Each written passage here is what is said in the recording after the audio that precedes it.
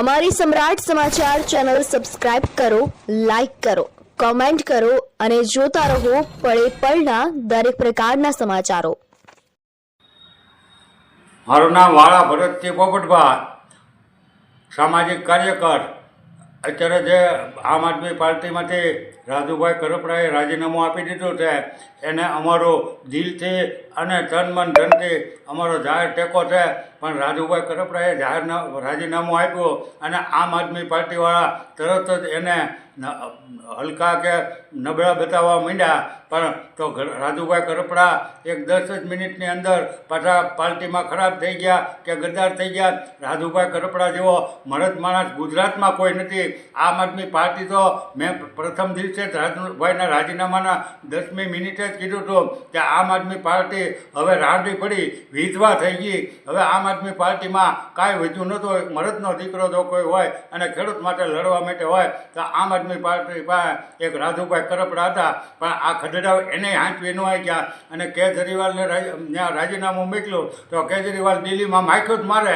એનામાં જો માનવતા હોય તો રાજુભાઈ પાસે આવી અને તરત આ વાતને એને પાર્ટીને સમજાવીને પતાવી દેવી જોઈએ અને રાજુભાઈનું રાજીનામું સ્વીકારવું ન જોઈએ. પણ એ ત્યાં દિલ્હીમાં અડપ વાળીને બેસી ગયા. એટલે આ આખી આમ આદમી પાર્ટીના નેતાઓ છે પ્રદેશના અને દેશના, એ બધાએ ખૂંટલ અને લોકોને પ્રજાનું કોઈ કામ કરવા, હવે ખેડૂતોનું કામ કરવાવાળો એક જ રાજુભાઈ કરપડા હતા. એ અત્યારે રાજીનામું આપ્યું એટલે પાર્ટી મેં પહેલેથી જ કીધું કે ભાઈ વિધવા થઈ ગઈ, હવે જય સીતારામ, આનું કોઈ ઘરે માંડવાનું નથી. આમ આમ આદમી પાર્ટીના નેતાઓ ઉપર રાજુભાઈએ નામજોગ આક્ષેપો કર્યા. એટલે તમે બાપના નથી, એ બીજાના તો ક્યાંથી થઈ શકતા રહો? તમે તમારા બાપને નથી હાંચવી શકતા અને ગુજરાતની પ્રજા તમે આમતા એમ કહો કે અમે કાયદાના જાણકાર થઈએ, નિષ્ણાત થઈએ, સમજો થઈએ, સંસ્કાર જાણીએ છીએ, ધર્મને તમે તંબુરો જાણતા હતા? જાણકાર કોઈ હોય તો એક રાજુ કરપડા જ હતો. બાકી તમે બધા તો નાલાયક નીકળ્યા. હવે તમે એના રાજુભાઈ કરપડાને જો વધારેમાં વધારે કાંઈ લાગે એવું હોય તો રાજુભાઈ જ્યારે જેલમાં હતા અને રાજુભાઈના બાપુએ ફોન કર્યો, એટલે કે એના પિતાજીએ ફોન કર્યો અને પ્રદેશના આમ આદમી પાર્ટીના મહામંત્રીએ એમ કીધું કે એ તો થતું હોય એમ થયા કરે. આ વેણ રાજુભાઈ કરપડાને એના હાથની માલિકો ગળી ગયા કે મારું જે થવું હોય થાય, પણ મારા બાપને કોઈ કહે તો તમે બાપને રખડતા મેકીને ગમે ત્યાં નીકળી પડો. ખતડી ના એ ન નીકળે. એ કાઠીના દીકરા છે, ક્ષત્રિયના દીકરા. તમે બધા માં ઘર ઘેર દીકરો ચોખા ખાય ને એ ધંધા તમે કરો, અમે ન કરીએ. એટલે રાજુભાઈ કરપડાને અમારું દિલથી સમર્થન છે. ગુજરાતભરના ખેડૂતો રાજુભાઈ કરપડાની સાથે, જો રાજુભાઈ કરપડા ભાજપમાં જોડાય તો પછી અમે વિચારશું. બાકી કોઈ પણ પક્ષમાં જોડાય કે અપક્ષમાં લડે, ગમે એમ રીતેથી એને લડવું હોય એને અમારું ખુલ્લું સમર્થન રહે.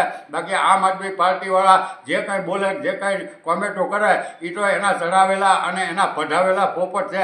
ક્યારેક એક ફેરી મરદના દીકરાઓ તો આવી તો જુઓ. રાજુભાઈ કરપડા છે એ તો 10 વર્ષથી 15 વર્ષથી લડતા આવે અને ખેડૂત એકતા મંચમાં એ સુરેન્દ્રનગર જિલ્લાના પ્રમુખ હતા. હું અહીંયા ભાવનગર જિલ્લાના પ્રમુખ હતો અને અમે ખૂબ કામ સાથે કરેલા છે આમ આદમીના પાર્ટીમાં ભળવા માટે.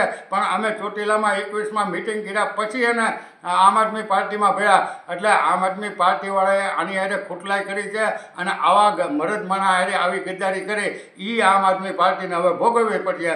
મેં પણ ઘણા બધા સંગઠનોમાં કામ કરેલું છે.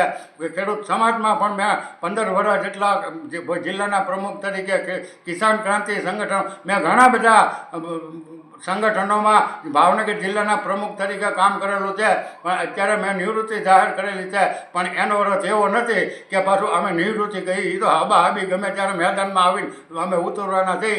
બાકી રાજુભાઈ કરપડાને અમારું દિલથી થોડું સમર્થન છે. તમારથી જે થાય એ કરી લેજો. હવે તમે તમારું મોવા નથી હાંચવી રહ્યા. મહામંત્રી પોતે બન્યો, એનો ભાવનગર જિલ્લામાં મોવા તાલુકામાં પોતાના ગામમાં એ કાંઈ નથી કરી શક્યો અને એ ગુજરાતનો મહામંત્રી ઠોકીને બેહાડી દીધો. આવા કઢી સટણીયા શું કામ કરી દેવાના છે? એટલે રાજુભાઈ કરપડાને અમારું દિલથી ખુલ્લું સમર્થન છે.